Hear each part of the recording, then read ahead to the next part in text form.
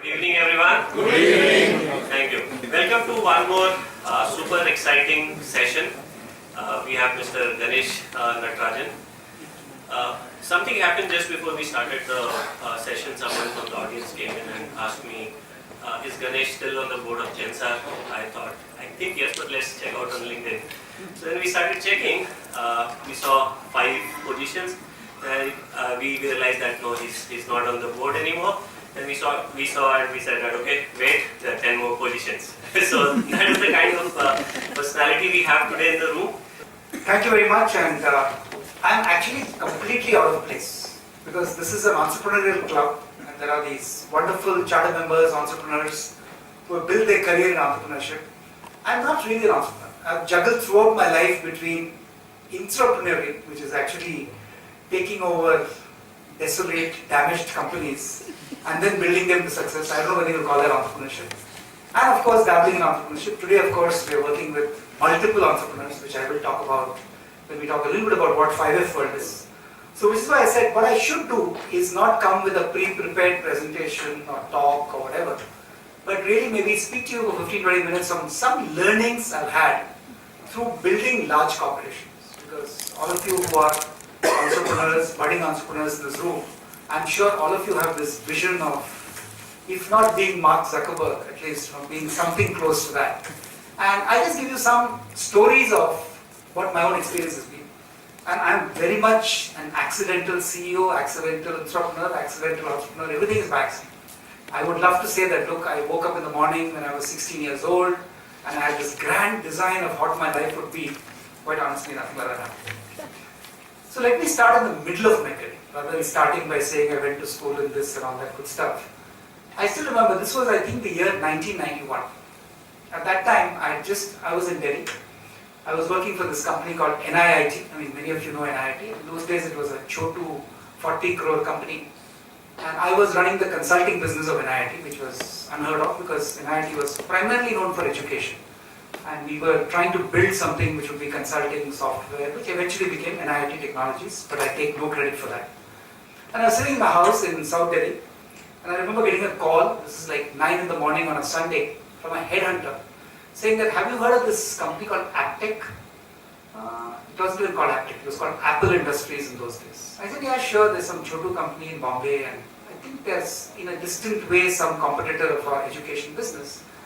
And somebody said, look, we want you to consider being the CEO of this company. I was 32 years old, and I said, why on earth would somebody want me to be the CEO of, even then it was part of a public limited company called Apple. And I said, look, and at that time I wasn't particularly getting along with my boss, so I said, I'll give you the phone number of my boss, why don't you talk to him, he may be interested. I thought, I can get this guy out of there. But this guy's name is Satish Doshi, he was running this company called Sampurna. Some of you may be old enough to remember Satish. So Satish said, no, I've got your name, we want to talk to you. I said, but why would you want a 32-year-old to be CEO of this public limited company? He said, no, you please meet my boss, the founder of the company, a gentleman called Atul Mishra, who of course eventually was both Aptech and Hexaware. I said, look, no harm done, please. But I said, I can't come to Bombay. So it's just being difficult. He said, no, Mr. Mishra is actually coming here on this Sunday, and will you please have lunch with him at the Oberoi? I said, sure. Why would one say no to lunch at the Oberoi? So I met Atul, and long story short, I was still very young, never thought of businesses, etc., etc. So I actually asked Atul, saying, Mr. Mishra, how big is your company? He said, look, we have 9 training centers and we have 4 crores in revenue. And I said, sounds interesting, because NIIT was 41 crores and this was about 1/10 the size in those days. So I said, sure, let me give it a shot. And I did not ask the second question, which I should have. Which should have been what? When you ask the revenue of a company, what is the next question you should ask? Ask profit, right? I joined there in August of 1991 to discover that the losses were 10 crores. Imagine a company making 4 crores revenue and 10 crores loss. Well, primarily because they had set up these 9 they had 3 luxurious training centers in Bombay and a couple more coming up, and they had just invested big money, hoping that by sheer investment they could compete with the market leader, which was NIIT. And I knew I'd made the biggest mistake of my life. But here I am, I'm stuck being the CEO of this company. And I remember rounding up the troops, and there were about 160 people. in those days, as it is true now, computer training was hardly the chosen career for anybody. I mean, people finish the course in Aptech or NIIT, then they said, okay, let's teach for a year, and then hopefully somebody in TCS or Infosys will give me a job. I mean, so there was like, attrition in Aptech in those days was a staggering 160%. Anybody can calculate what 160% is? It means that every 9.5 months you have a new company altogether. Bliss, isn't it? So that's the speed at which people used to quit. And I still remember this guy, this Dadiwala here, Dilip Ithiera was there. He was one of our early Aptech guys. And I remember we got these guys together and said, guys, either you can all quit tomorrow, anyway you'll quit in 9.5 months as per the average, or let's have some fun. Well, I had nothing to lose. I had already made my mistake of becoming the CEO of this company. And so we got together and we kind of had fun, and then we said, what's the vision? Let's create a vision. So those days visioning was this big thing. I think it still is, but it was even bigger in those days. So we said, look, we have 9 centers, we're making losses, and we said, let's make a vision for 2000 on how we want to grow this company. And I remember somebody came up with this brilliant, impossible task, saying by 2000, we should be at least 100 training centers. And we should be in at least one country outside India. Maybe Dubai, but nevertheless we should be in one country. So we all got very excited and we said, oh my God, can we make this happen? When I left Aptech in 2001 February, we were 1,400 training centers in 47 countries. And we were market share dominance in 24 countries. Okay, sorry, this was not meant to evoke applause. But it was just to evoke a sense of how stupid entrepreneurs can be in not creating a vision large enough for this. Because we all get worried about next year. Maybe I was lucky that I had no previous background of failure. So we just went for it, but I still remember we had such a blast. And I still remember, and Dilip will remember this, that 2 months into my tenure as Aptech, people came to me and said, look, it's so boring being a computer trainer. That's why we're all quitting. So can't you do something? So we said, look guys, we're making losses, long way away to have big parties, etc. What do you guys want? And I remember this young girl who was the HR head. She said, look, we don't own anything I know, but we do have something which is interesting. I said, what's interesting? My boss, Mr. Atul Nishad, had bought this building in Andheri. It was called Apple Heritage. And they had this nice little rooftop on top of the building.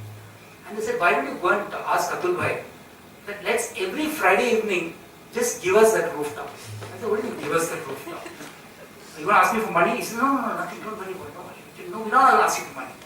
Then they said, we'll contribute and get some rain-making equipment from Film City Goregaon, which was very close by. And then they came to me and said, will you please sponsor a biryani every Friday evening? I said, how much? Then we said, okay, maybe 100 people show up, but it will be at 40 rupees, how much? So I said, okay. And from then on, for the next 2 years, every Friday evening, the rain machine would come on at 9 p.m. Everybody, including Mr. Nishar and his wife and daughters, would be there. We'd be dancing away, everybody would, the water would rise 2 feet in the Apple Heritage, and we used to finish the party at 2 o'clock. That year's attrition came down to 3%. And the only reason that one person quit was because she got so many colds from Friday night party. Parents said, just get out of this place. And it was the cheapest way to build an entrepreneurial team. And we said, that's so much fun to make this happen. And I won't get into the gory details, but when I came to Zensa, and that was again a very, by the way, let me tell you my last story about Aptech. I remember, I think I told you that the company was called Apple Industries. And you would be surprised, why would somebody call his company after the biggest Apple computer? And one of the first things I got stuck into in 2001 was when Apple Computer USA filed a court case in the Supreme Court against Apple Industries Limited saying you guys are running a computer training institution. At that time it was called Apple Computer Education. And there's no way we'll allow you to do that. And I still remember it, I was 3 months into the company, I went to the Supreme Court. There was this very high profile advocate called Mr. Venugopal who was arguing the case. And they called Mr. Nishad to the thing and they said, look, why on earth would you set up a computer training company called Apple Computer Education? And you should have heard the answer, which is my favorite answer. He says, look, I was only a Gujarati cloth merchant from Ghatkopar. One day my brother gave me this idea saying that, look, let us get into computer education. So I said, okay. So we picked up an English dictionary, we said A for apple and we called it Apple. Serious answer in the Supreme Court. The Supreme Court judge was so moved. They they told Apple Computer Education, you guys settle out of court. You can't come in the way of a young Gujarati Ghatkopar. And when I meet entrepreneurs, I mean, Indian entrepreneurs are something else. Just none in the neighborhood. The next biggest entrepreneur I met, that was in 1994, I was 3 years into my tenure, was a guy called Devang Mehta. I mean, many of you in Thai would know the name Devang Mehta. Devang was, I mean, again, he was, when I was 35, he was probably 34, he was 1 year younger than me. And I still remember Devang caught me once and said, look, kar kya rahe ho? I said, look, I'm running this company, Aptech. We just turned it around by 1992. He said, look, companies to rehte hain, but you come and join this movement called NASSCOM. And NASSCOM at that time was just 2 years old, and Devang was the first, I don't even know what he was called, it wasn't president, it was something else. And we went around the world. I still remember, those were great days. And Thai was just being formed again. I mean, we had lots of chats with Kamal and his team. And NASSCOM and Thai really built a very symbiotic relationship. But one of my favorite associations is really wandering around the world with Devang and just talking about the concept of Indian IT.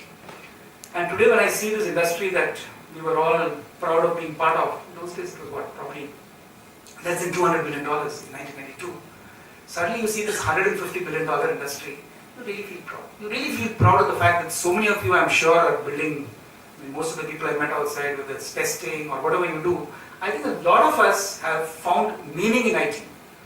If there are 3.3 million and hopefully a few more joining IT companies today, I think it's something many of us can be proud of, that we created a movement which positioned India extremely well.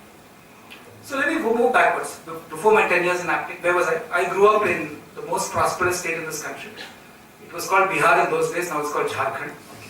When I tell people, in the good old days I used to tell people, look, I spent the first 16 years of my life, not 16, 20 years of my life in Ranchi. A lot of people in North will say, where is Ranchi? Now with Mahendra Singh Dhoni, I mean, that question is not asked him. Everybody knows Dhoni comes from Ranchi. And by the way, the good news is Kunal Kumar, who is our dynamic municipal commissioner, is also a product of Ranchi. So there's a lot of Ranchi influence now in the country. But I grew up there, and for me it was literally growing up in a village. And I still remember my best friend growing up in the village right through my 10 years was this little boy who was the son of my watchman, a boy called Fantush. I even today don't know his real name. And Fantush was the guy who even today is my inspiration, because this boy Fantush, I mean, if you went to the villages of Jharkhand then, nothing much has changed even today with all the digital India and the glories of India we talk about. But I'm saying that even today there are close to 300 million Fantushes who have not seen a better light of day. In fact, when I finished my stint in Aptech and in Zensar, and no, I'm not on the board, the first thing I did was I said, I'll go rediscover my friend Fantush. And I went back to Ranchi, and this was in the first week of May. We went around the village looking for this guy. Nobody knew who was this guy called Fantush. Then I said, वो पुराने ज़माने में एक watchman रहता था, उनका second लड़का. So he said, ऐसा बोलिए ना, उसका नाम है Jamna Prasad Thakur. I said, wow. So then we started looking for Jamna Prasad Thakur, and actually found this guy. I mean, and this guy is still in Ranchi. He still does not believe, for him, prosperity is being able to go the 12 kilometers from the village to the town of Ranchi. And there are so many people in our country who don't see a better future than just maybe make the next step. And I'll come back to that right at the end. One of the reasons why I do so much work with Prashant and other people here is just making the Pune Smart City, the Pune movement happen. Is I think all of us would believe, should believe, that there is a better future for all of us. So I'll come back to that right at the end of my little talk. But let me complete my own story, because that's what you're here for. From Ranchi, I finished my engineering in BID Ranchi, BID Mesra. Then decided that I needed to move out of that state because it wasn't really the most entrepreneurial of states. Managed to get into Bombay, to NITI in Bombay to do industrial engineering. Worked in manufacturing for 4 years. After working till 85 in manufacturing, the entrepreneurial bug bit me, because those were the times when the only computer languages we knew were Fortran, BASIC and COBOL. And we built some very interesting manufacturing scheduling systems in COBOL. And somebody came and told me that, look, I mean, why don't you just set up a company in Bombay? And I remember we went out and got Hindustan Lever, Voltas, big companies, and actually built a very interesting software company that was scaling pretty rapidly. But then, by sheer chance, I mean, I met Rajendra Pawar of NIIT, joined NIIT, and that's when the next 3 years happened, which is then when I moved to Aptech. How did I move to Zensar? I think it was a very interesting story, because by 2001, I mean, the fizz was going out of the computer training business. For the simple reason, I mean, we'd done a great job. We'd listed the company on the London Stock Exchange, got a huge share price. But I knew that sigmoid, as you call it, was beginning to end. Because every university in this country, whether it's Pune University or any small university, everybody was running these little computer training courses. So there was really no reason for the NIITs and the aptechs to grow at 40% CAGR, which is what we grew in the 90s. Which is when I had a chance meeting with a gentleman called Sanjeev Goenka, who was the brother of the person who was to be my boss, Harsh Goenka. And he said, look, I mean, if you spend 10 years building a successful training business, would you like to try your hand at software? And having spent a lot of time, by the time I was in the executive council of NASSCOM, I was one of the early charter members of TiE Mumbai. I said, sure, I mean, that's something I haven't tried. And again, I came here, and if any of you were in Pune in 2001, Zensar was a really small company. I mean, it was a 400 people company. Again, the good news, which is my fate, it was making losses. So I seem to always take on loss-making challenges. But unlike Aptech, it took literally two quarters to turn it around. And as you probably know, Zensar has been a phenomenal success story because in the last 5 years, the CAGR or the compounded annual growth rate has been 44% in market value. So it's been a phenomenal success story. And again, I would credit it purely to the quality of people and caliber of people that we've rallied around us. Somebody asked me, in fact, last night I was on ET Now and somebody said, what is the real secret success of Zensar? I said, look, it's nothing that different. At the end of the day, Zensar still did IT services. Okay, it was still, okay, maybe 30% of our business was digital, which is the hot button today. But I think the real success of Zensar was employing people who really had an innovative mindset. But I caught Dilip again because he had left Aptech by then. But then I caught him again when I came back to Zensar, found he was working in Silicon Valley, brought him back here, and we actually created a company. I mean, it was a very small company, with 41 crores revenue, 400 people at that time, 2001. No reason to exist. But we said, let's create a different point of view. And I still remember we did this little brainstorming in the vision community we set up in Zensar in 2001. I said, what can a small company do to really make it stand up against the Infosys and the TCSs of the world? And I still remember, I think, it was a member of Dilip's team who said, look, the whole world knows India for programming, right? I said, yes. So he said, let's build a company where nobody does programming. What do you mean? This is completely counterintuitive. And these guys actually went out and built something called solution blueprinting, okay, which is a subject of a case study in Harvard Business School, which was a complete, in those days, this is before or just during Rational and all those other software tools. We actually built this end-to-end capability to do complete modeling, generate use cases, generate code, generate test suites, etc., right there in 2001. And the other thing we decided when we were a small company was, everybody used to tell me, look, you're a new CEO in software. There are all these big boys already. So one thing I would advise, and I still remember the advice given to me by very well-meaning investment bankers, is first, do not try to compete with the big boys for big clients. Because that's already tied up. You go work with maybe the $500 million, $400 million clients and get small customers that you can serve. That was one conventional wisdom. The second conventional wisdom they said was, and I still remember they pointed out to companies like Geometric, they said, look, you choose a very narrow sliver and just stay focused on that. How many of you would agree with that advice? Sound advice, right? Anybody here who doesn't agree with that advice? That you should be very focused as a company and you should only focus on clients your size? Anybody here? First one yes, second one no. Let me ask the last question. Who is the last hand that goes up? Yeah, tell me. Why wouldn't you agree? It is the obvious one. Well, my answer could be vague and broad. That's fine. Everything is vague and broad. So, anyway, the business model is too large. Yeah. So maybe there could be a theory and there could be a lot of reasons saying that you need to be focused. And maybe it has worked in many cases, but it doesn't mean that it's going to work every time. So there is no guarantee that you will not be successful. So you may try and you may still get a couple of $1 billion company, and nobody can stop you there. It can happen. Okay, the reason I'm spending time on this is because it's important for us to understand there are many ways to succeed. Okay, what the analysts were advising me as somebody who had just taken over was pretty good. I mean, as a 40 crore company, it is nice to focus. But I'm a great believer that, look, I am certainly not the know-all entrepreneur or vision group. So in the vision community, we ask people saying, guys, you're all young people, bright people, you've joined this company. What do you want?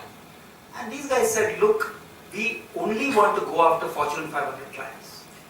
we would like to have the ability to even say no to a smaller company, saying that look, we only work with the best. So we said, yeah, that's a tough one. The second one they said was, we should be known for customer sovereignty and not doing one small thing for a customer.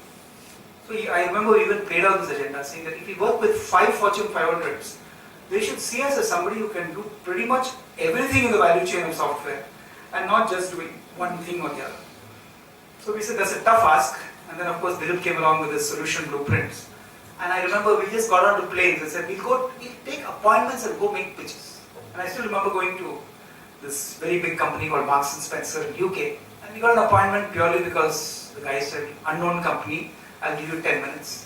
And we went and told them exactly the story, saying that look, we are a completely different Hutke solution company. We don't do programming, you can't compare our programming prices with anybody else because we don't do it, but we generate code for you automatically. So I still remember Stuart Senior, who was the name of the CIO in Marks and Spencer, he told me, yeah, one day pigs will fly, one of those typical Brit sarcasm. So we said, Mr. Senior, just give us a chance. So he was like humoring us. He said, okay, next time I give my next large development assignment to Capgemini, who was the current incumbent, we'll give the same thing to you, we won't pay you anything. You do this, and then you come back after 3 months and we'll do a comparison. So at the end of it, they had a full evaluation committee. And the evaluation committee, true to themselves, said that the good news for you guys is you scored better than competition in 7 out of 8 parameters. I mean, all in terms of code accuracy, everything else, the testability, the whole works. So first question is, what is the 8th that he came second? He said, you guys don't know English football well enough. So that's okay. And they became one of our biggest clients. I mean, when I left Zensar, Cisco, which was a little, I remember a $300,000 engagement we started, it was a $110 million client. So again, the reason I'm telling you this is, if you look at succeeding, whether in entrepreneurial excellence or entrepreneurial, it doesn't make a difference. I think what's important to my mind are 5 things. Okay. One is speed of execution. Analysis paralysis gets anybody nowhere. You can keep analyzing, and if I had done all the analysis, I would have come to that conventional wisdom, saying, okay, I should be a very focused company and I should speak small clients. But I mean, once you decide, let's go and make it happen, and you have the commitment of a team with you, anything is possible. This is my tip. So that's the fast part. The second is also important, which is focus. Focus is important because unless you're focused on, like that time we said we'll only focus on manufacturing and retail clients, which is why the Cisco's and the Marks and Spencer.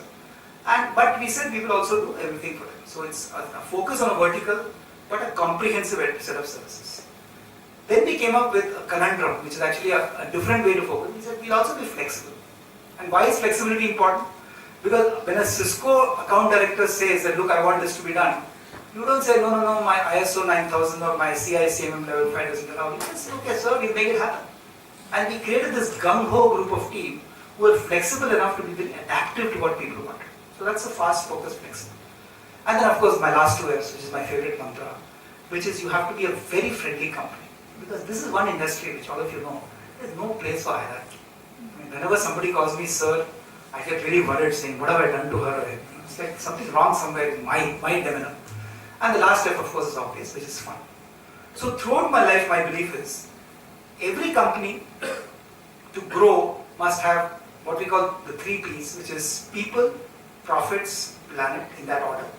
Because if you get those people to come together and create this common shared vision, you will build a successful story. You have to have profits, for obvious reasons, we won't get into that argument here, very clearly it has to be there. And planet for us is important, because I strongly believe, and if there's one real thing I'm proud of after running Zensar for 15 years, it is the amount of work we did in the city of Pune, in the city of Hyderabad, in the city of Johannesburg, because for us it wasn't this 2% CSR bill, it was how much volunteering time, how much money can we invest in really making us valuable members of society. So these 3 P's, and then the 5 F's, fast, focused, flexible, friendly and fun. And when I set up a new company after I left Zensar, everybody, whether it was my 10-year experience in Aptech or 15 years experience in Zensar, says, whatever you do, please call it 5F. That's my 5F word. So even, and I remember when we tried to register this name 2 months back, we got an immediate feedback from the registrar of companies saying, you can't call a company 5F word. I mean, it's completely ridiculous. He said, look, will you please, we know what you're doing. Okay. And they said, no, you can't start a company with a numeral. I said, what about 3M Corporation, for heaven's sake? You can't start a company with a numeral. So it took us like 1 month of arguing. Finally, we just registered the company.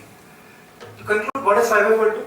It's pretty obvious. I mean, we are saying that, look, if we live the entrepreneurial dream, we enabled our own companies to be successful beyond, as I said, our own wildest imagination. Even Zensar, I mean, when we were 40 crores 2001, we would have never imagined that in 2016 would be a 3,500 crore, 8,000 people company, and almost 90% of revenues coming from Fortune 200 company. But we never would imagine. But I mean, just the power of big dreams and making things happen. So I think that was important.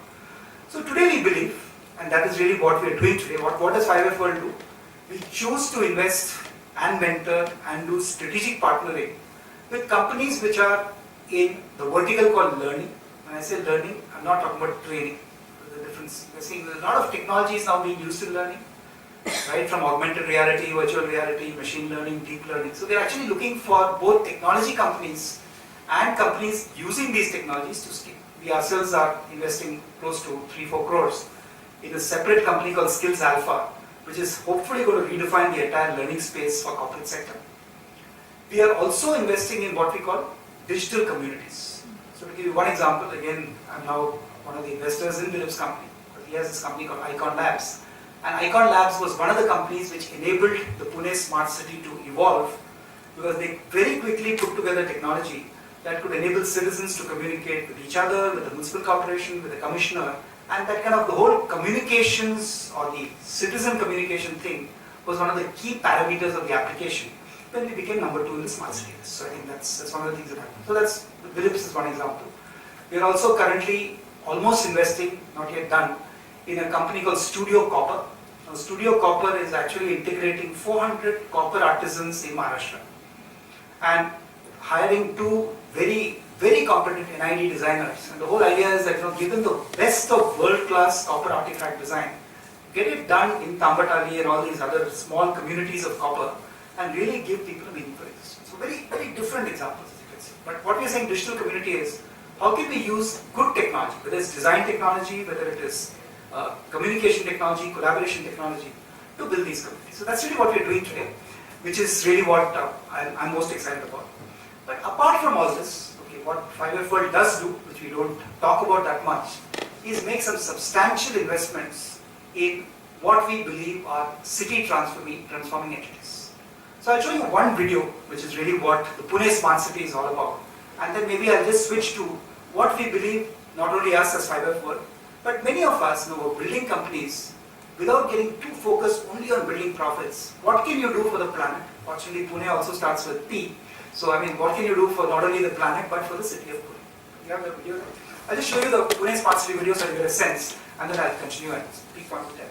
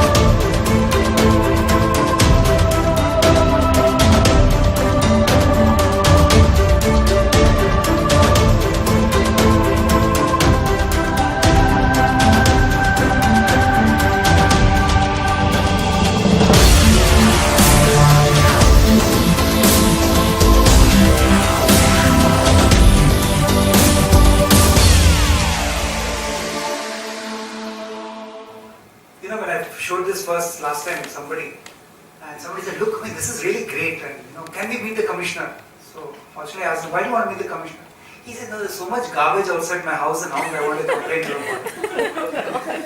So my worry in this city is, I'm sorry, I'm a Punekar as much as you are, but we always find something that is wrong with our city. We believe all our politicians are idiots. We are convinced that the municipal corporation doesn't know what it's doing.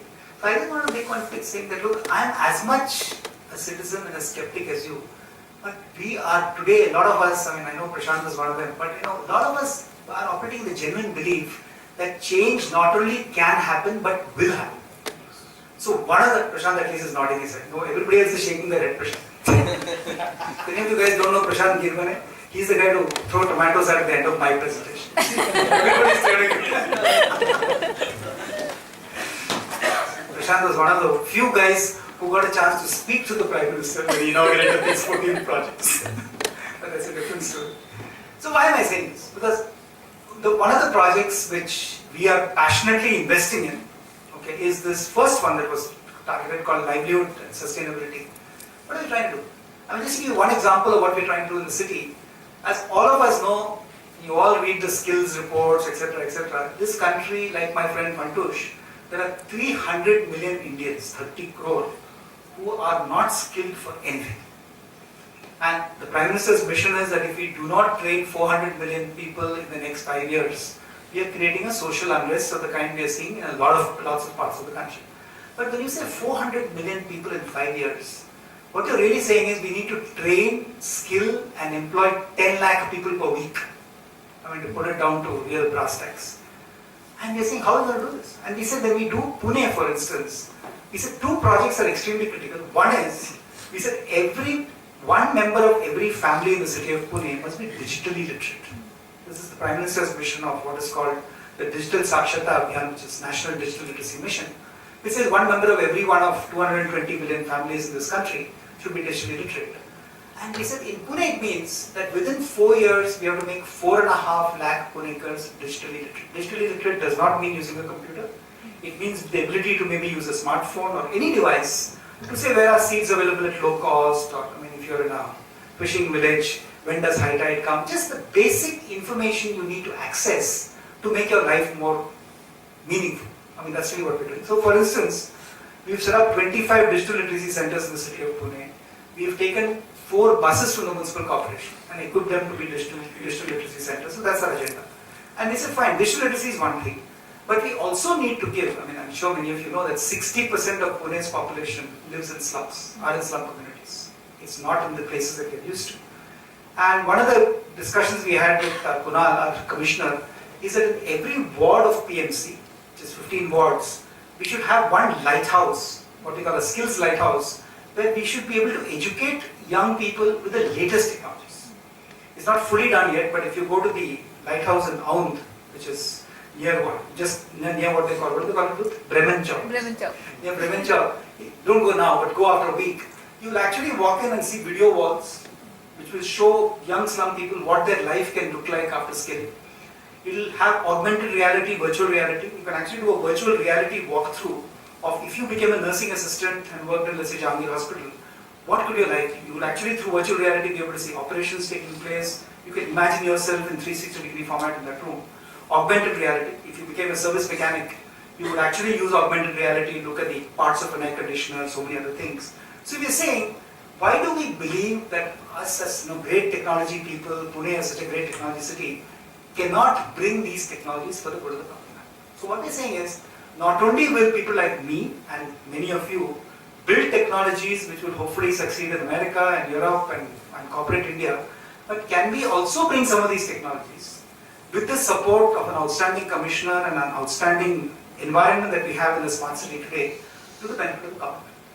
So one promise I'll make to all of you is, and I can assure you that that is going to happen, is that if any of you have ideas which can be implemented maybe in the Pune Smart City program, if you look at all those 14 projects, almost 60% will happen because of technology. The Smart City initiative itself is intended to be ICT intensive. That is the whole Smart Cities mission. And if you're able to make a pilot and make it successful in the city of Pune, don't forget there are 20 designated smart cities, 100 more coming up. My belief is that within the next 2 years, almost every city with a population of maybe above 10 lakhs will have a smart city initiative. Today, Jabalpur, small cities are coming up with great ideas. So there is a huge opportunity to do something right here in this country. So let me stop and ask you for any questions that you may have. But the 3 points I want you to remember is, I think entrepreneurship is thriving in this country. Okay, there is a lot of hype around the startup India. Sometimes I believe it's a little too much hype because not everybody can be an entrepreneur. But there are definitely opportunities. I mean, there was a time 20 years back when you had to scurry around and find angel investors or venture capital. Today there's tremendous amount of money. Of course, as all of you know, today there's a bit of a down cycle going on because of too many copycat ventures having got funded. But anybody who has a genuine proposition which is addressing a discontinuity in the marketplace clearly can get funded. And which is what we are trying to do in 5F World and looking for entities. I mentioned the space we are in. But there are enough of us setting up incubators, accelerators, angel investors, whether it's Indian Angel Networks, Thai angel groups, there's so many of those. And there is enough of a runway in terms of Series A venture capital all the way up to private equity to make that happen. So I think that's one great thing we have in the city. What I did talk about was, okay, once you have an idea, which hopefully is unique, I mean, there is a certain technology, when I say technology, more of a process to scaling that. Because I find that the skills you require to build the first 1 crore company are slightly different from taking that 1 crore to 10 crores. 10 crores to 100 crores, 100 crores to 1000 crores are completely different skills. So very similar to the way Pierre Omidyar got in Meg Whitman and built eBay. I think you have to cross that journey as you go along. Many of you, I mean Vishwas for instance, Mr. Vasudevan sitting here, have all been through that journey of how to take a very small startup and scale it to maybe a public listing and being very successful. But many of us want to go through that journey. And just to conclude, I don't think there's any better forum than TIE to get all kinds of successful entrepreneurs to really educate you on what makes it happen. So I think if you have an entrepreneurial dream, this is the right time to go for it. If you have the ability to scale it to a certain extent or get out when you're not scaling it properly, this is again the right country to do it, because one of the things we did last year in the budget is ensuring that if a company is failing, you should be able to get out of it fast. Because in India, we always had this problem of, even if the company is failing, we kind of rugado it for another 5 years, we lose motivation, the company is not succeeding. But as all of you know, many Silicon Valley entrepreneurs have 2 failures before their success. So it's not like everybody will get it right the first time.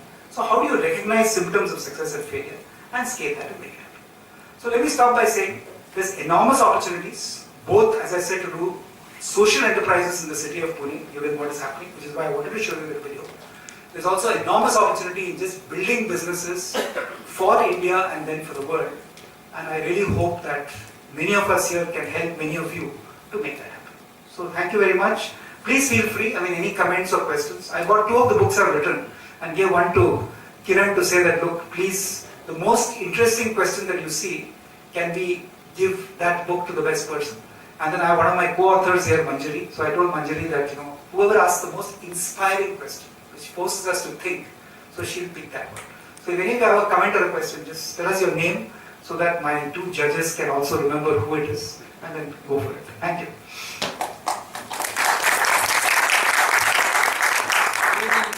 When you use a mic, please. And you need to introduce yourself first. Who knows, you may get the book. I may be interested in talking to the author rather than the book. Good evening, my name is Swapnil Kale and I run a biometric company here in Pune. I'm trying to escape to UK now. I have nothing to talk about your milestone decision, but I saw the smart city thing and I saw the solar power thing.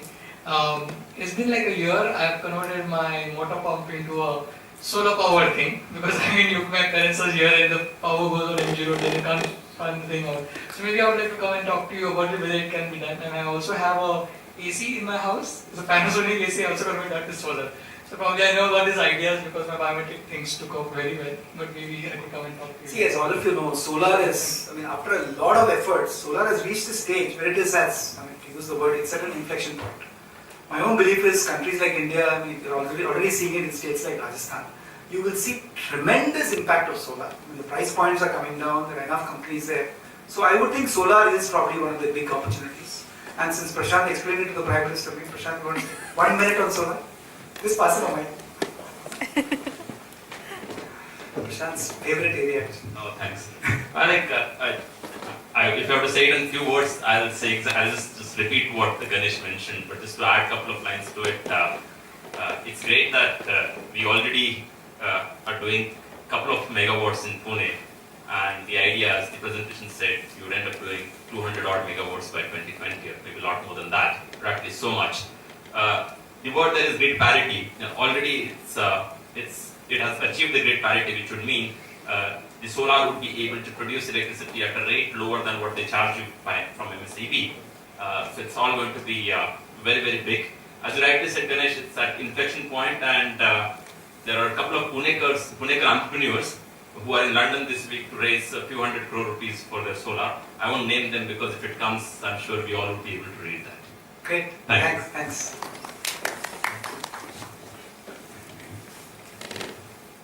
Go ahead. My name is Kiran Mehta, and before I make my suggestion, I just wanted to continue with the solar thing. That there's some MSEB scheme already in place where individuals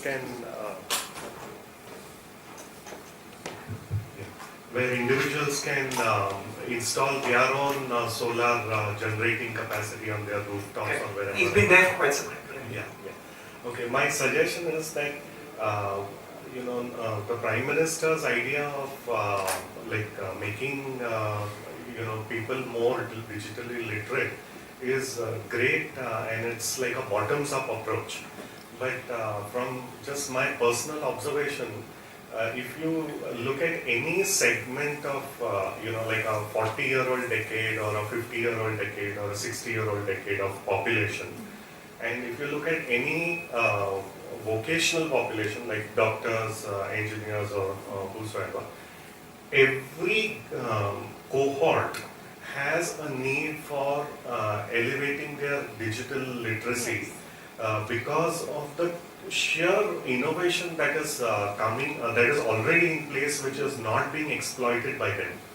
And number two is the number of innovations that are on their way, like in terms of machine learning and artificial intelligence and hardware-powered things coming from Google and Intel and so on. What's coming in these very 5 years is going to be so mind-boggling and so radical that we should not look at only a bottoms-up approach.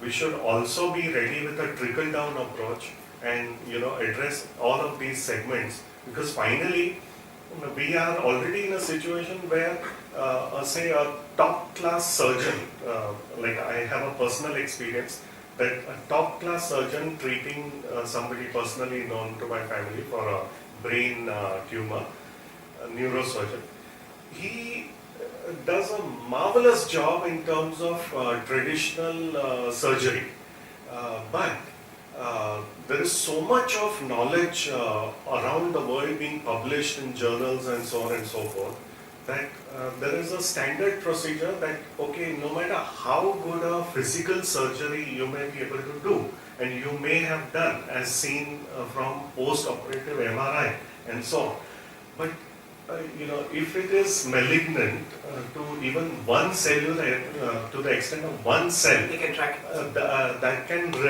recur. And so it is never a good idea to just do a physical surgery and not follow it up with prophylactic radiation. And this top class surgeon doesn't know this because he doesn't have the time to follow up this No, but to literature. be fair to I've done a lot of research on this. I find that the healthcare professionals, at least people who want to stay on top of their profession, their use of technology, the internet, communication is actually substantially higher than many of us. If I may say so, a lot of IT CEOs, once they become CEOs, they see now my work is over, and their knowledge of data analytics is probably lower than anybody else. I find that my niece is a MD in practicing surgeon in Karur in Tamil Nadu. She tends to really bone up on the latest in technology. So I think it's more people, but you're absolutely right, especially surgery and medical sciences is so impacted today by technology. It's unbelievable. Yeah. So But I mean, just to that's take your also- point, yeah, no, I agree. But I'm saying digital literacy, I completely agree with you. I mean, I think whether it's bottom up or even digital literacy or digital intelligence at the top level, I agree we have to look at both. One second. Yeah, go ahead. Hello, good evening. My name is Prasad Sobni. I have a question about your Marks and Spencer story. My wife is not a sports lover, so I would like to know how you trained your team in liking English football. we didn't, we just told them, guys, see, it's like, it's true. I mean, for instance, in ZSR, we used to do regular monthly training courses on eating etiquette.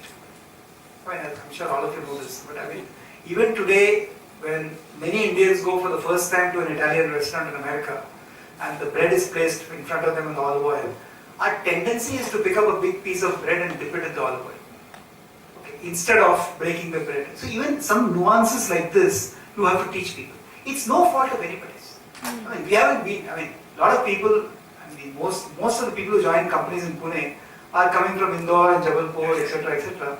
And today, you know, you have to train them on business etiquette. And the worst problem is when a person has been in America for 5 years and then he has to come back and go to UK. Because the very act of saying that now no longer can your fork be in your right hand, it has to move to your left, is an identity crisis. Okay, so I'm saying, forget about football. I mean, just getting people to be, and you may ask, and somebody proudly asked me saying, I eat with my hands and I'm proud of it. I said, buddy, you eat with your hands and be proud of it, nobody's stopping you. But you go try and eat rice with your hands in a restaurant in UK where you're taking your client, it's not going to work. So I think it's hard work. In the exports business, we always tried our best to make our clients sensitized to the fact that they're dealing with a different culture. But at the same time, our own employees or associates also have to join the party. This is why I said people is very important. So without people focused towards a common task, if they treat it as a drudgery, your company reputation will suffer. That's what we kept trying to do. Yes, sir. Go ahead, right in the back.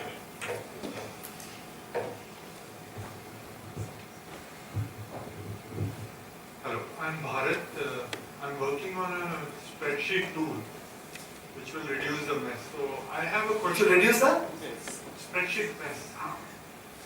So I have a question because you have mentioned one point that instead of vertical, like on the focus part, because everybody when I talk to them, they tell me that for your tool you solve one specific problem. okay. And as soon as I get into the specific, we know Excel spreadsheets can be used everywhere. And this is where I sort of feel, okay, if I contract it, I will become another ordering app. Some sort of. So how do I break, or maybe your advice on that point? See, it's like this. I mean, again, even this morning I was talking to somebody who said that, look, should we be investing in horizontal end-to-end capabilities which can solve any business problem, or should we be investing in companies which really understand a domain? For instance, if it's an IoT company, you know, should they really understand shop floor manufacturing extremely well? Now, there's no one answer to it. I mean, I do a lot of consulting even today with large IT companies. And some companies are building their entire digital strategy using a platform route, which means a complete platform end-to-end, which is completely vertical agnostic. Some companies are saying that, look, we will build deep domain skills in one vertical or one functional area. In your case, it could be a functional area. So I think you just, and I mean, it's impossible for me to give you an answer. Feel free to talk to me later or send me a mail.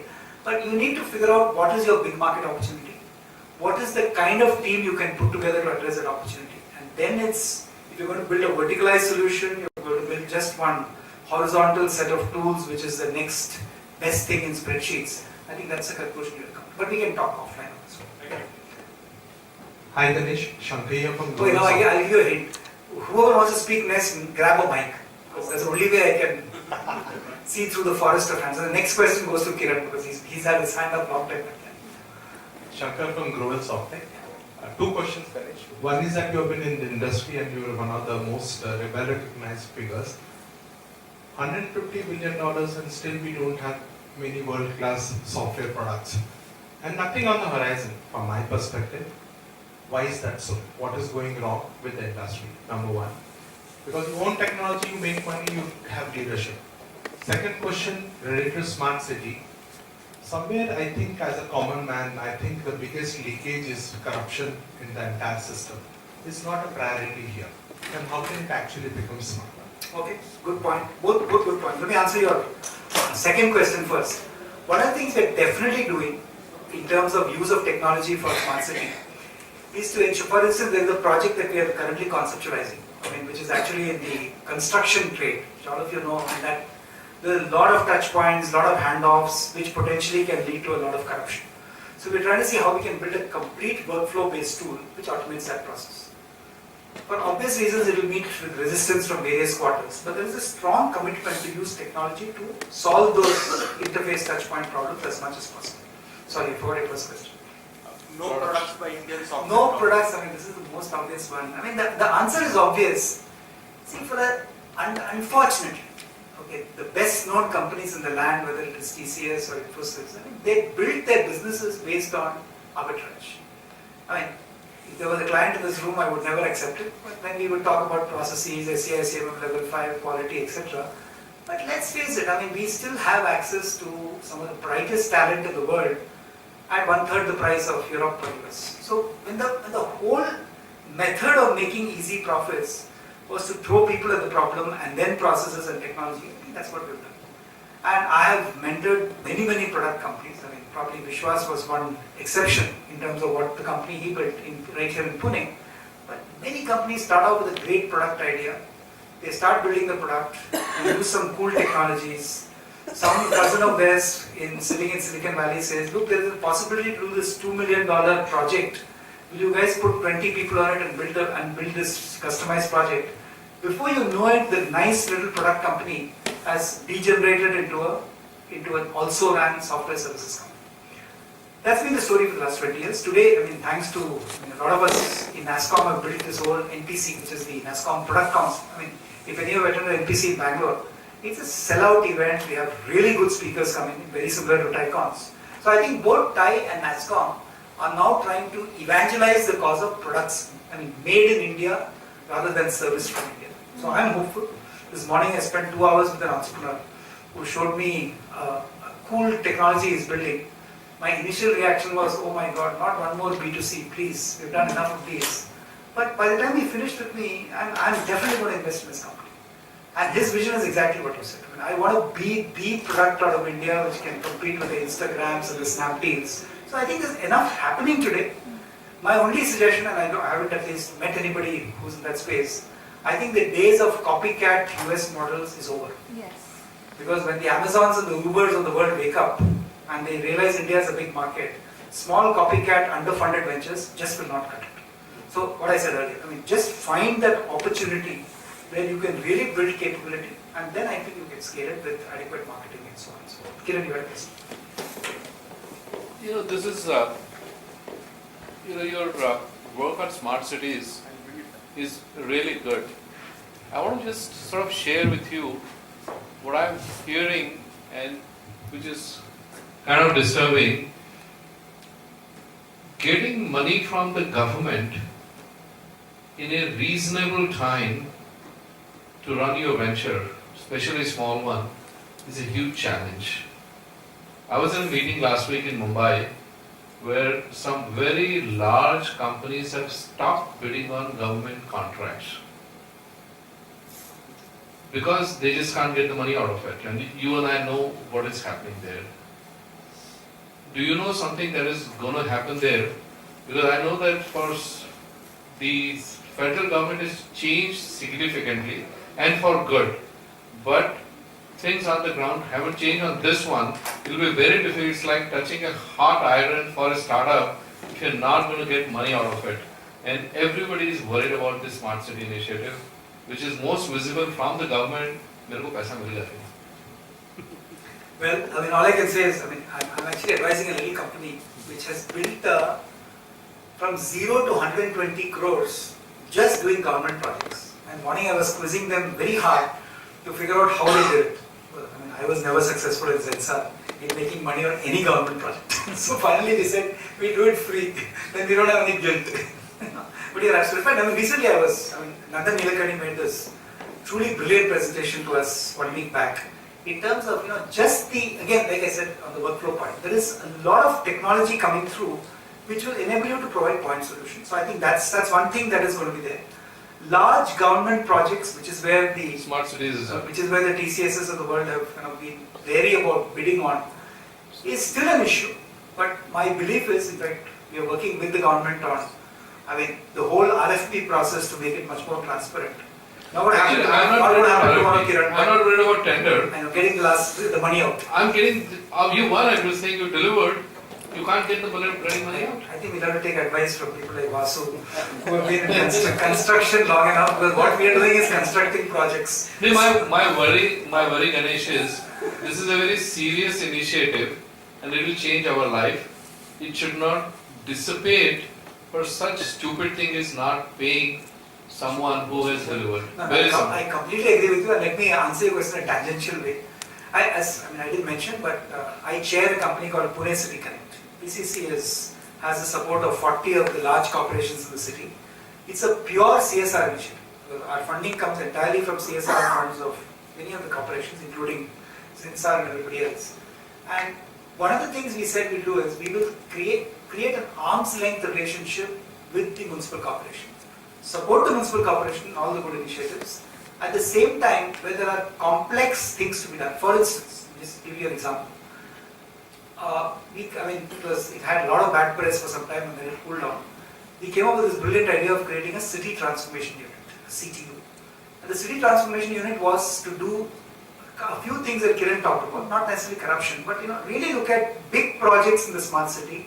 Not only smart city, but in Pune Metro, Pune Water, it's a 30,000 crore initiative over the next 5 years. And really look at where things are falling apart. What are those touch points where things are getting weak? And when we said let's staff the city transformation unit, we both agreed with the commissioner that we will get the brightest and the best of people from IITs and IIMs to staff this unit. In fact, one person is actually here, Naina Rawat. Naina is from IIM Ahmedabad. Naina, can you just tell this audience what you guys do in CTU? I know it's only 1 month old. I know you've just joined from IIMA, but just tell them so they get some confidence of there are bright young people giving their careers for Pune Smart City. Hi, good evening. I'm Naina Rawat, a common engineer, like I'm sure most of you are from NITK, and post that I did my MBA from IIM Ahmedabad this year. And it's hardly been a month that, I've also done a wee bit of strategic consulting at my stay at Alvarez in Marcel, when I was put up on this performance improvement strategy project to work with Jet Airways. And unlike the majority at most of the premier B schools, I chose to be a part of Ganesh's Pune City Connect. Don't say Ganesh's, yeah. I'll get sued by the press. Yeah, so his Pune City Connect over a seemingly see, you can very well know how truthful I am. So his Pune City Connect over a seemingly lucrative consulting career. Because right from my childhood, I always had this thing of being a part of the civil services and doing something for our nation.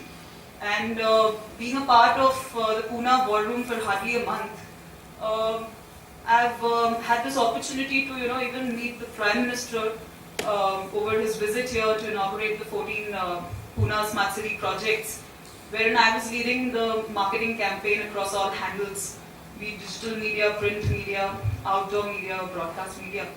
And yes, when it comes to job satisfaction, I think I'm not disregarding the fact that it's certainly the thing to work towards your company's top line growth and bottom line profits. But then when it comes to job satisfaction, I think there's nothing that can match the satisfaction that you get, by taking a drive on the roads and flyovers to work.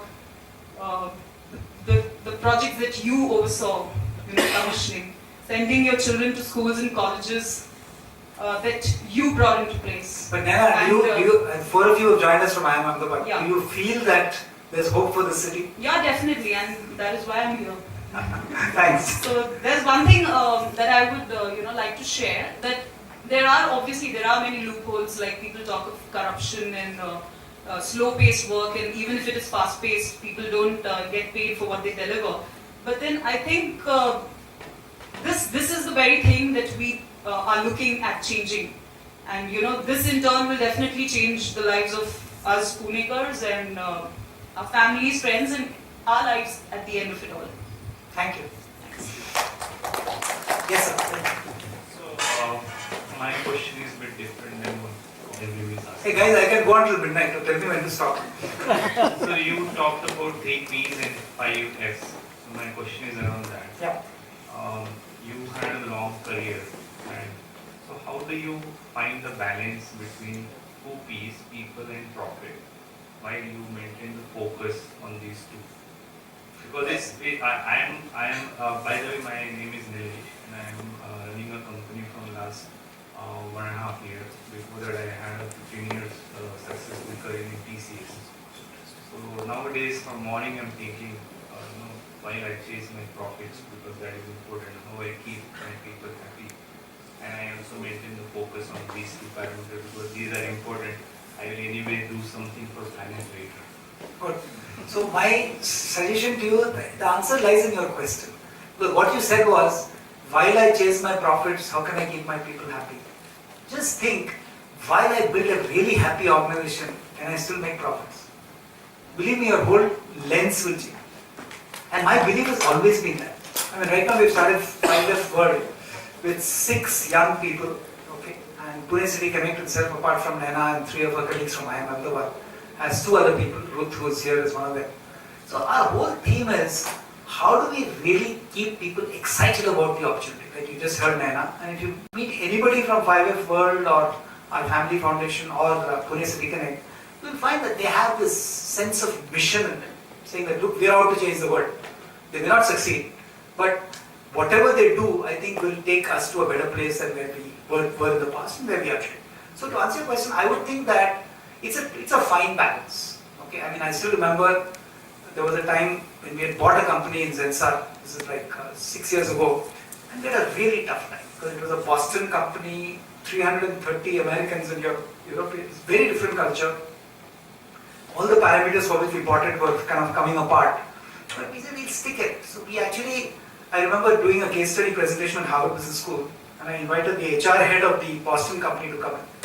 And the 70 students in the class just grilled her, saying that, look, I mean, this Indian company has all this stuff about love and friendliness, etc. Are you guys experiencing it in Boston? And I still remember Karen, with all credit to her, she's just been 6 months. She said, absolutely. We feel the love coming from everybody in Zensar. I said, you're a good liar, Karen. but can you please make it happen? But by just saying that in a second year classroom in Harvard Business School, she became the biggest champion of change. And she went back, and even today when we started, the company started recovering, and today is one third of our business, we find that, look, once you start getting people to believe that there is a different way than hierarchy and distrust and you will automatically build it. So my belief always is, I mean, I know I don't say it, I never said it loudly in shareholder meetings, but I said, look, shareholder value will come if you build a happy organization. And even if today you're 5 people in your company, which I am, I have worked with 6 people, but we say, these guys are not really happy, we're never going to grow this company. And I think that's very important for us to be good. And as you rightly said, planet is something we've always worried about. I mean, today, Zensar has 650 people in South Africa. But I say they because I'm not really part of Zensar today, but when we started the development center in South Africa, the first thing we did, we also said we'll do a black empowerment training center. And I still remember 3 years ago, we had 472 Indians working in South Africa and 1 token South African. 2 years later, we had 160 black young South Africans from townships like Soweto and Alexandria and 500 Indians. The whole complexion changed. I mean, sorry, I shouldn't say the word complexion, but the whole nature of the business changed because we were suddenly seen by the government as one of the real good local employers. Same thing in Pune. I mean, if you go to Viman Nagar and see the biodiversity park that Zensar built, it took us 2 years, Kiran, to just get permission from the corporators and the municipal corporation to give something which we were willing to take over and spend 50 lakhs per year to do this. Everybody suspected an agenda. What's going wrong? why is this company wanting to do this free? Even free has a problem. So I think we should charge something. Very often people don't understand. When I say, I remember Kunal telling a group that, look, one company that does everything free for the corporation is Zensar. And I told them, we don't want friction. And even when I left Zensar, you'll be surprised. Okay? And I was having dinner with the editor of one of our very prominent newspapers. And he said, "Koi financial irregularity kiya kya aapne?" But we thought you started Zensar, and now you say you left. Kuch to gadbad kiya hoga? I said, I wish I had done that. I just chose to do that. You know, there's always this suspicion in the Indian mind that everybody must be corrupt. It just starts there. So if we cleanse our own thinking and say, maybe somebody has genuine intentions, I think we'll all build a better planet. That's it. Hello. Ganesh, my name is Rajesh Purushottam. I run a digital healthcare company, 3 years old. This is a question on personal branding. So I'm a former HR professional, 15 years. In fact, I give you an example as personal branding on the lines of what Branson does to Virgin. That I've always seen that Ganesh Natarajan or Aptech and Ganesh Natarajan and Zensar goes hand in hand, and sometimes Ganesh Natarajan is bigger than, okay, no offense meant, is bigger than the brand, because I always see that you build a personal brand where you come in articles and others where they look at you irrespective of your title. You might be Pune Connect, you might be in different things, but so how much is personal branding helping the business? Because whatever I could gather, that it makes a headway. It makes you to, whether NASSCOM, open doors, have those initial meetings, and also kind of evangelize, galvanize, and move a force in that direction, irrespective of the size of the company. Loss making, 40 crores. So how much is personal branding to an entrepreneur? Because I think that finally you bet on people, you bet on the person. That visiting card you said inside, and he calls you and he gives you 10 minutes. So would you like to enlighten us in terms of how much is personal branding while you're building a company? I think it's a great question, and I've had trouble in answering this question many times, so I'll have it this time also. I personally believe there is nothing wrong in using your personal brand if that personal brand has a positive connotation. I mean, when I took over an Aptech, nobody had ever heard of me, which was fine. So then over a period of time, obviously because of the success story of Aptech, I got name recognition plus NASSCOM and everything you said. But I think when I joined Zensar, that was my dilemma. Because Zensar was absolutely unknown. Okay. If at all you want to an auto rickshaw in Pune and you said IKIM, maybe they'll take you there. Zensar, it was unknown completely. So that is when I consciously decided to use my personal brand.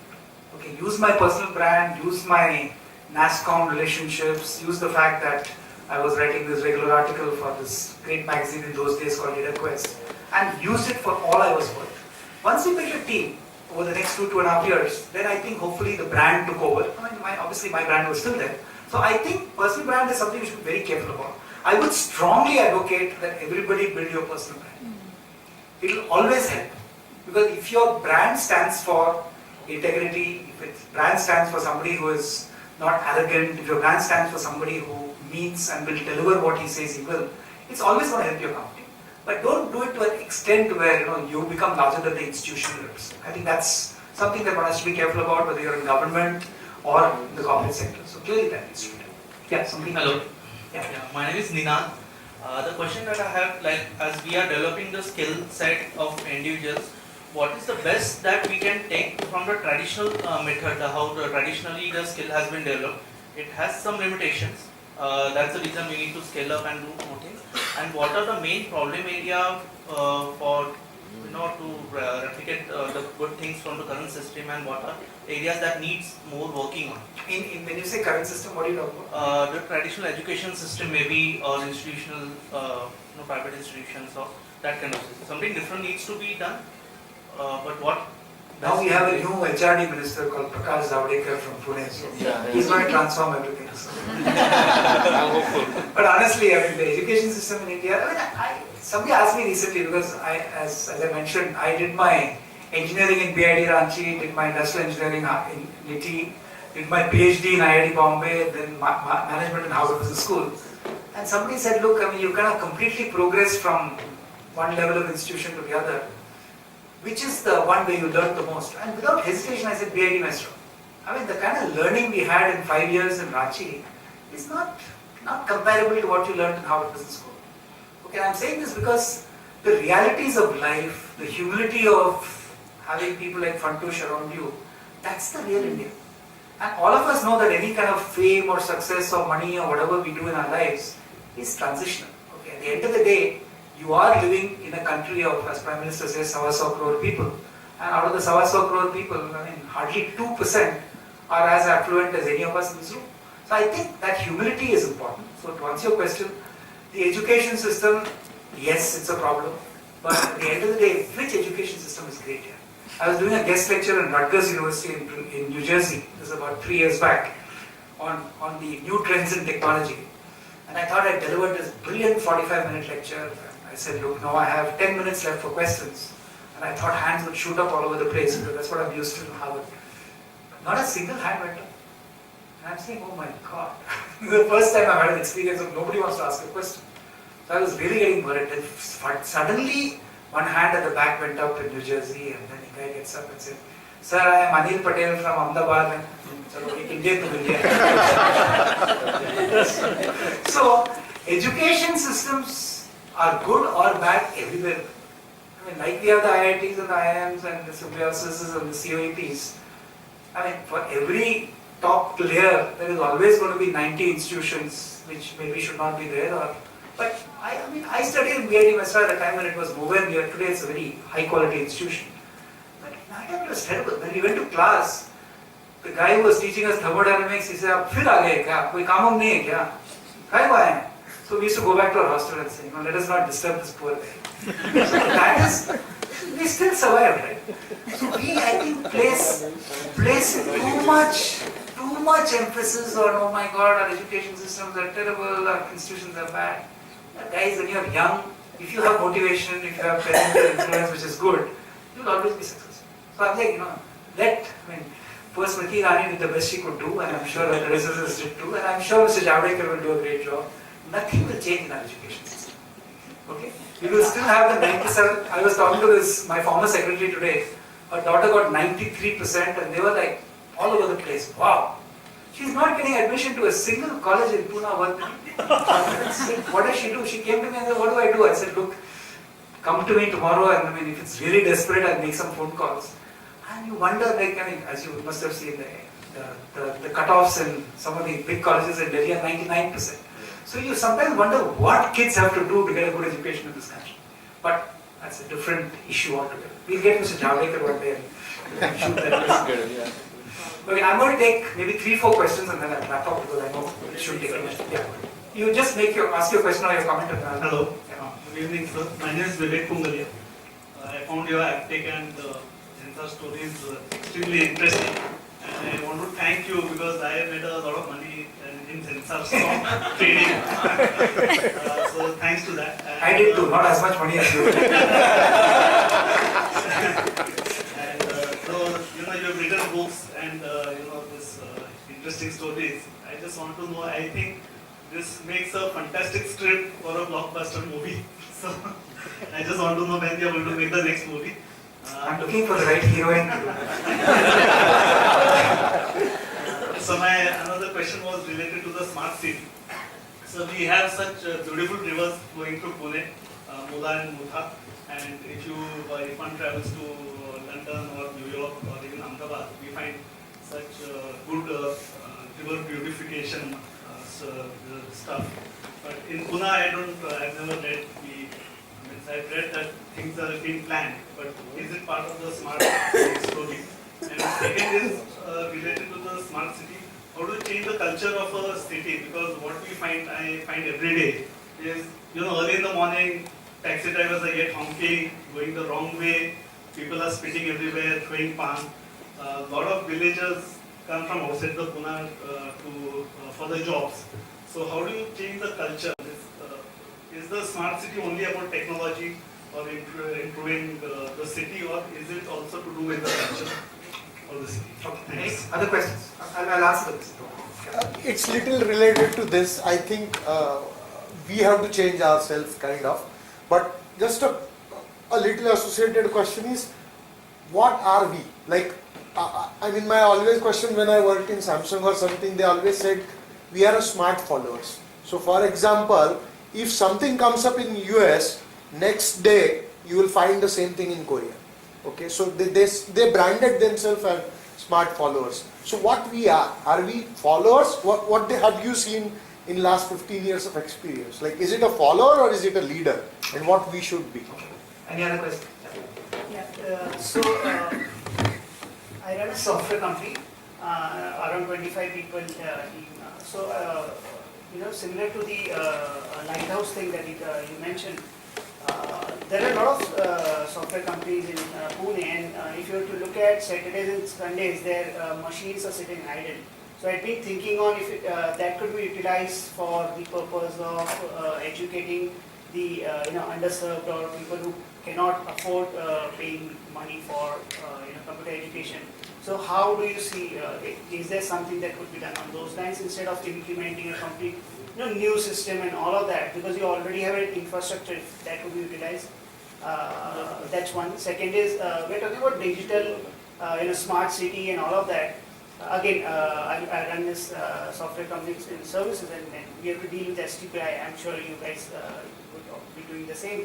Now, if you look at the process of STPI, submission of software and all of that, there is no digitization there. Now, I'm surprised you're talking about digitization of, so we have $150 billion services, software services company digitizing the world, but we can't digitize the first window that we talk to. So that's something. So let me answer that backward sequence. Your point, all of you know that getting a passport issuer is such a pleasurable experience today.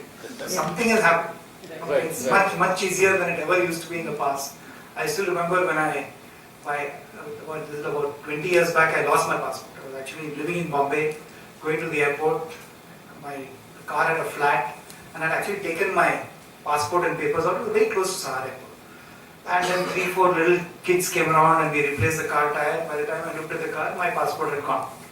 It took me 4 months to get a replacement passport. And I don't know whether still they have the procedure. First you sign a form which says if I ever lose my passport again, the government can arrest me without my permission. It's a criminal offense in India to lose your passport. So from there, multiple chakkars to the passport office in Berlin. But today it's much experience. So I'm saying, maybe I'm an eternal optimist having grown up in Ranchi.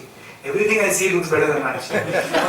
So it's again the question of the lens. But I think things are changing. You're absolutely right. I wish the STPI digitization would happen a little faster. To your point, what are we? I really think what are we is not the question, but what we can be is the question. See, today, the opportunity we give to our children, especially the middle class, and that's quite a substantial, is huge. But I think we have to, for instance, in the Lighthouse, and we had this discussion between me and Ruth and Luchi, who was the CEO of Police City Connect, and we said, what should we be teaching people in the Lighthouse? The first thing they go, we should teach them to be, this and that, traditional trades. We are actually going to teach people how to become a guitar player, how to become a piano teacher, how to become a home chef and cook for maybe small parties, etc., etc. Saying let people follow their inclinations and don't cookie cutterize them. When I finished school in Ranchi, my best marks were in English language and English literature. And I told my dad, I got to go to Cambridge, and I actually got admission into King's College in Cambridge to do my bachelor's in English. My father started laughing and said, look, you can't become a doctor because you don't like cockroaches. Now you have to become an engineer. There is no third option for a young man growing up in Ranchi. So I did electronics, couldn't understand anything about electronics, switched to mechanical, switched to production, managed to finish my degree. But now our children have options. So my simple answer to you is, if we are able to let people live their dreams, Naina and her colleagues are phenomenal. When we met them in IIM Ahmedabad, in fact, Commissioner also came for the interviews. And I still remember I went to do a Zensar campus placement talk. An hour before, I just got a call from Kunal, and Kunal said, look, what are you going to IIM for? I said, look, to hire 20 people for Zensar. He was going to also talk about Pune Smart City, and we need some people for that. So I still remember last minute we told the IIM Ahmedabad guys that, look, since I'm coming, can I also please talk about Pune Smart City? We had 120 people interested. For the 4 people who are interested, and we said, okay, 4 people are interested and we make offers, maybe 1 will join. All 4 of them join. So it just shows that today there are many young people who, exactly like Naina said, have the willingness to do something a little different because they really mean well for the country. So I have a great belief in the future of India, but many of us in this room who are bringing up children need to let them dream those dreams. To your point, sir, I think if you look at all of us, I remember when I first moved to Pune and came in 2001, the first person I met was Anand Deshpande. Persistent was a very small company. And I came from Mumbai, I was wearing a business suit, and Anand said, boss, ek cheez tumko samajh nahi padi. That Pune formal means you tuck in your shirt and wear sandals. So don't come looking like a Bombay. So it took me time to kind of figure out, and then my very good friend Amol Palekar keeps telling me that when you finish 10 years in Pune, you really then become a Punekar. But after 20 years, then you become a Puneri. Whether that's good or bad, I'll figure out after 5 years. So, but we have to figure out, I have both the very positives of Pune and the somewhat negatives, which all of you know. So we have to figure out who we are as people. And if we believe it is our divine right to honk our car at 5 a.m. in the morning, I still remember when I first drove in Pune, religiously at the Yerwada signal, I used to wait for the signal to turn green. And people used to honk like crazy behind me. Arey, koi traffic nahi hai, jata kyun nahi? So this is where we come from. I still remember somebody asking me in the US saying, on which side of the right road do you guys drive in Pune? So I thought about it and I said, look, in the US you drive on the right of the road. In UK you drive on the left of the road. In Pune we drive on whatever is left of the road. So that is the reality of our country. So I know it strikes you being facetious, but afterwards things are changing. If any of you remember, I see Pune, I see India through the eyes of people who come after 10 years. They come to Pune and they look at this country and say, my God, what happened to our city? And sometimes, of course, they go to the wrong place and they say, oh my God, what happened to our city? But whatever it is, oh my God, what happened to our city? So I think things are changing, but we have to work together to make it happen. Any other questions? Oops. Yeah, go ahead. Right at the back. Then I come to you. Actually, my question is a little basic. I tell you a little. There are a lot of people cursing you, so make the question brief. My name is Mohit, and I run a small startup called Rescue EMS. We are basically Ola for ambulances. Right? My question to you is about failure. Right? You went from Apple Aptech to Zensar, and you built those companies, right? But for every Ganesh Natarajan, there must have been hundreds who could not achieve that. So what is your advice to those, say, 99 people? I would say, repeat what I said earlier. If you think you're failing, fail fast. That's the difference between Silicon Valley and India. Where people realize that this thing is not what was cut out to be.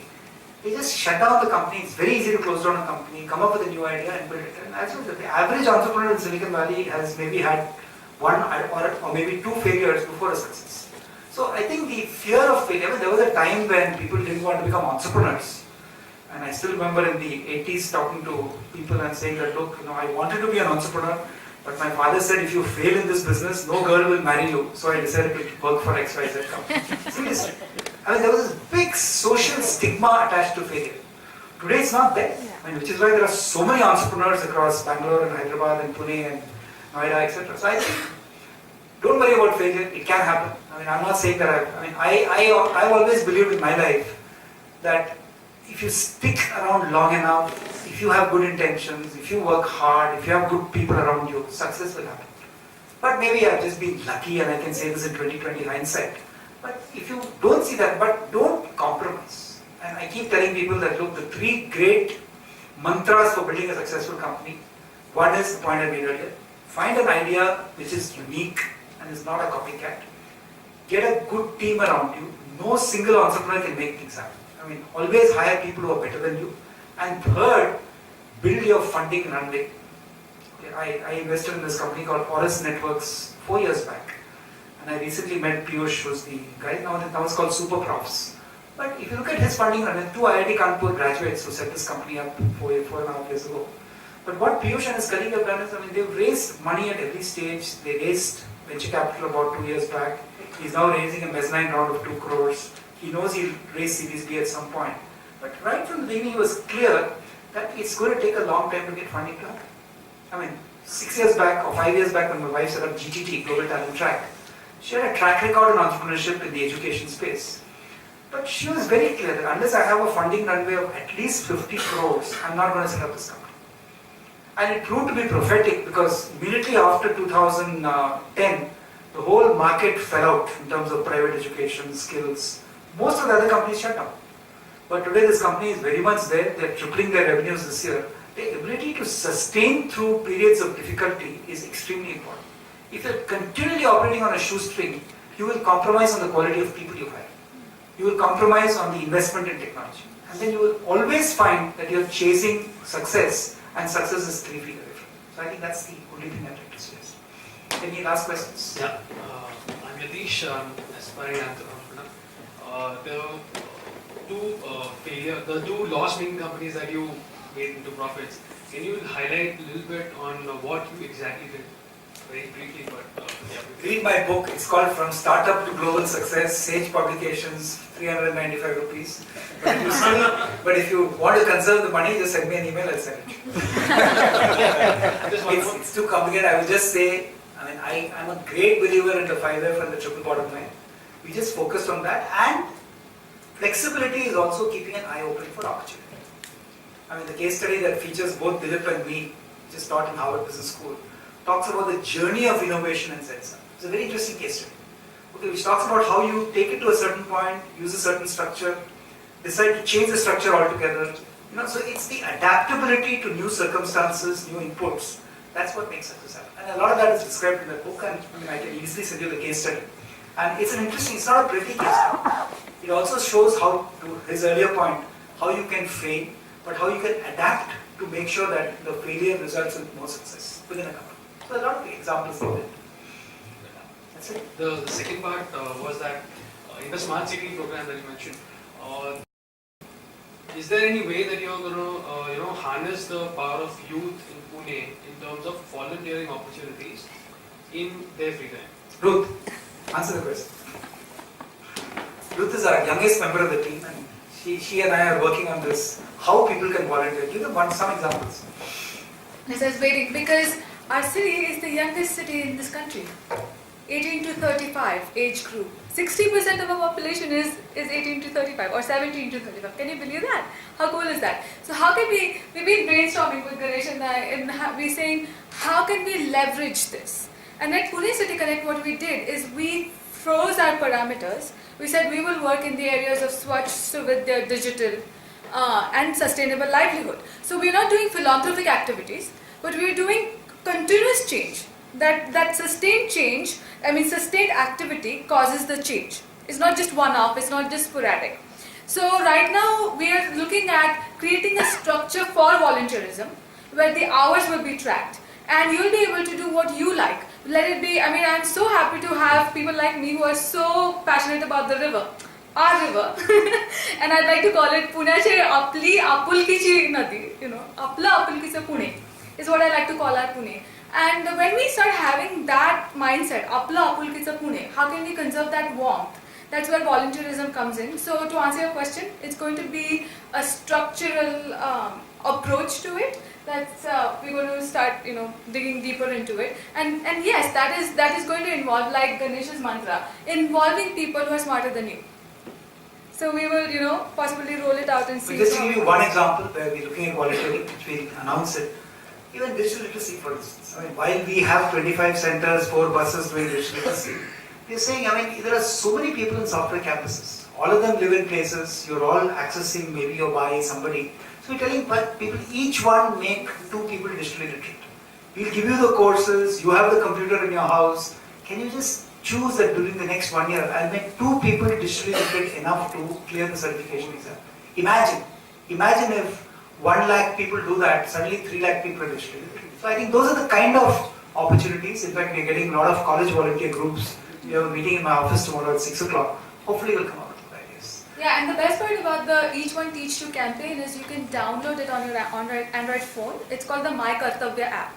You can download that whole curriculum. It's a 7-module curriculum. I registered myself for it yesterday. It's a brilliant, it teaches people how to start handling a mouse. In our world where we are so used to computers, we're like, okay, but these people really don't know how to handle a mouse. So it begins there, and you can adopt two people, two stakeholders that you can train and take ownership for, train them, and the government gives certificate, like the Prime Minister's certificate. Can you imagine how a person will feel proud that I'm an 8th pass person, but I've become a global citizen today through this digital literacy campaign, and I have a certificate from the government, from the Prime Minister.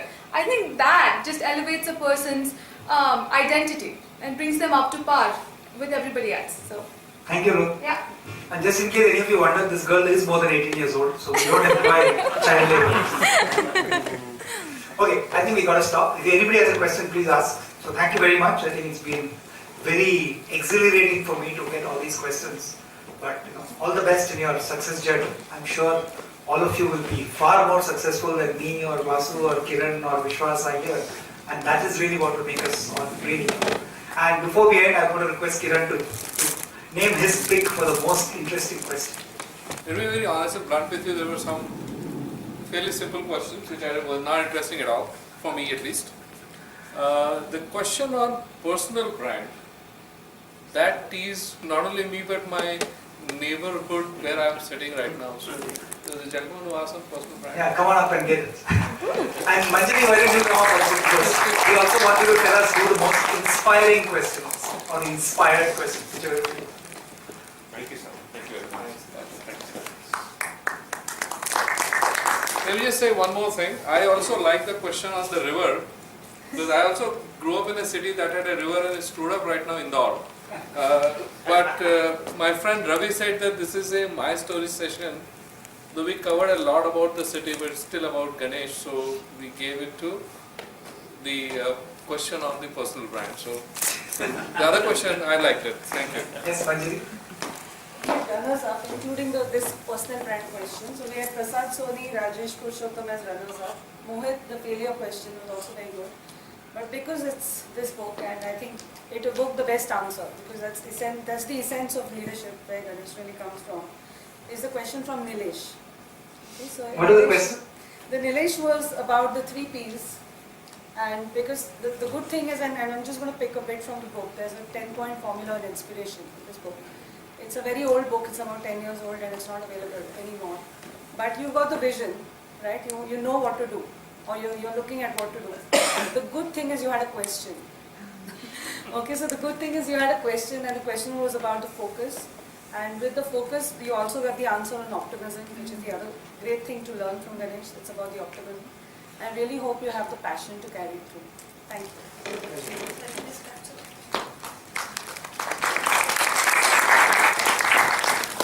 Thanks a lot, Dr. Ganesh Natarajan. It was phenomenal. Your journey was wonderful, and a lot of valuable, very inspiring. Thanks, Gurmeet, for introducing TiE Pune to all of us, and again welcoming all of us. Yes, thanks a lot to all the audience for participating today. Without you, it wouldn't have been possible to have such an amazing event. And again, thanks a lot to all our chartered members, to the TiE volunteering team and TiE Pune team. Without you, this event is not possible.